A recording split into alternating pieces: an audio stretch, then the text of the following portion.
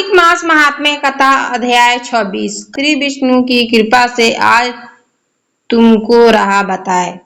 नारद जी बोले, इस प्रकार विष्णु पार्षदों के वचन सुनकर धर्मदत्त ने कहा, प्रातः सभी मनुष्य भक्तों का कष्ट दूर करने वाले श्री विष्णु की यज्ञ, दान, व्रत, तीर्थ सेवन तथा तपस्याओं के द्वारा विधि पूर्वक आराधना करते हैं। उन समस्त साधनों में कौन सा ऐसा साधन है जो भगवान विष्णु की प्रशंसा बढ़ाने वाला तथा उनके समीप की प्राप्ति कराने वाला है।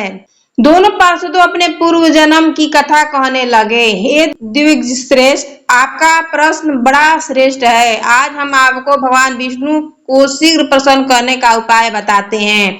हम इतिहास सहित प्राचीन वृत्तांत सुनाते हैं, सावधान पूर्वक सुनो। ब्राह्मण पहले कांचीपुरम में चोल नामक का एक चक्रवर्ती राजा हो गए। उन्हीं के नाम पर उनके अधीन रहने वाले सभी देश चोल नाम के विख्यात हुए। राजा चोल जब भूमंडल का शासन करते थे, उस समय उनके राज्य में कोई भी मनुष्य दरिद्र, दुखी, पाप में मन लगाने वाला अथवा रोगी नहीं था। एक समय की बात है, राजा चोल अंतसायन नामक तीर्थ में गए, जहाँ जगदीश्वर भगवान विष्णु ने योग निद्रा का आश्रय लेकर शयन किया था। वहां भगवान विष्णु के दिव्य विग्रह की राजा ने विधि पूर्वक पूजा की। दिव्य मणि, मुक्ता फल तथा सुवर्ण के बने हुए सुंदर पुष्पों से पूजन का साष्टांग प्रणाम किया।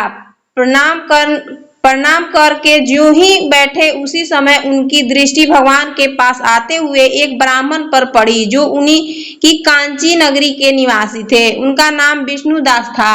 उन्होंने भगवान विष्णु की पूजा के लिए अपने हाथ में तुलसी दल और जल ले रखा था। निकट आने पर उन ब्राह्मण ने विष्णु सूतक का पाठ करते हुए देवाधिदेव भगवान को स्नान कराया और तुलसी की मंजरी तथा पत्तों से उनकी विधिवत पूजा की। राजा चोल ने जो पहले रत्नों से भगवान विष्णु की पूजा की थी, वह सब तुलसी पूजा से ढक गई। यह देखकर राजा कुपित होकर बोले, विष्णुदास, मैंने मणियों तथा सुवर्ण से भगवान की जो पूजा की थी, वह कितनी शोभा पा रही थी। तुमने तुलसी दल चढ़ाकर उसे ढक दिया। बताओ ऐसा क्यों किया? मुझे तो ऐसा जान पड़ता है कि तुम दरिद्र और गंवार हो, भगवान विष्णु की भक्ति को बिल्कुल नहीं जानते। बात सुनकर द्विज श्रेष्ठ विष्णुदास ने कहा, राजन, आपको भक्ति का कुछ भी पता नहीं, केवल राजलक्ष्मी के कारण आप घमंड कर रहे हैं। बताइए तो आज से पहले आपने कितने वैष्णव व्रतों का पालन किया है? तब नृपश्रेष्ठ चोल ने हंसते हुए कहा, तुम तो दरिद्र और निर्धन हो, तुम्हारी भगवान विष्णु से भक्ति ही कितनी है।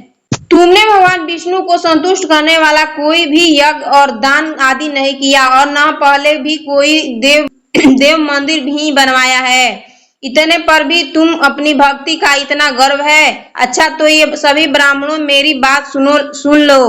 भगवान विष्णु के दर्शन सबसे पहले मैं करता हूँ, या यह ब्राह्मण। इस बात को आप सब लोग देखें, फिर हम लोग दोनों में से किसकी भक्ति कैसी है, यह सब लोग स्वतः ही जान लेंगे। ऐसा कहकर राजा अपने राजभवन को चले गए।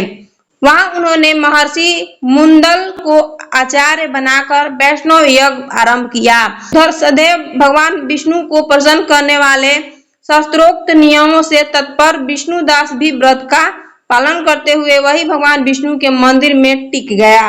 उन्होंने माघ और कार्तिक के उत्तम व्रत का अनुष्ठान, तुलसी वन की रक्षा, एकादशी को द्वादशाक्षर मंत्र का जाप, नृत्य गीत आदि मंगलमय आयोजन के साथ प्रतिदिन षोडशोपचार से भगवान विष्णु की पूजा की नियम का उच्चारण किया। वे प्रतिदिन चलते फिरते और सोते हर समय भगवान विष्णु का स्मरण किया करते थे।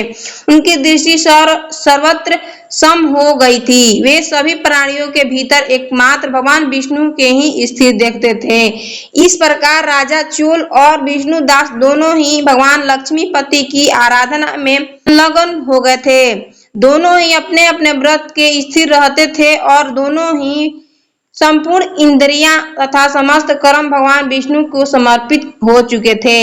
इस अवस्था में उन दोनों ने दीर्घ काल व्यतीत किया। अगर मेरी वीडियो अच्छी लगी हो तो चैनल को लाइक सब्सक्राइब दोस्तों को शेयर कर देना। धन्यवाद। राधे राधे।